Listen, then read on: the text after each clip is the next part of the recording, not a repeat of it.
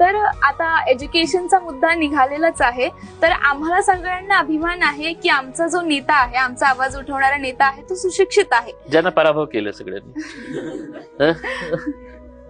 तर मग तुम्हाला काय वाटतंय की सुशिक्षित नेता आणि अशिक्षित नेता यांच्यामधला फरक आणि त्याचा परिणाम तुमच्या मते काय असतो? आता तुम्हाला सांगतो मी की समजा आपण MGM मध्ये शिकत आहे, खूप चांगलं इन्स्टिट्यूट आहे.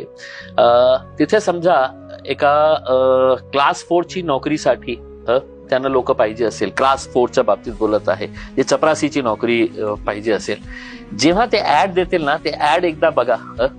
त्याच्यामध्ये तुम्हाला हे एक जो पात्रता चपरासीची नोकरीसाठी कमीत कमी 8वी शिकलेला पाहिजे, कमीत कमी 9वी शिकलेला, 10वी शिकलेला, 11वी शिकलेला, काहीतरी पात्रता चपरासीसाठी असते.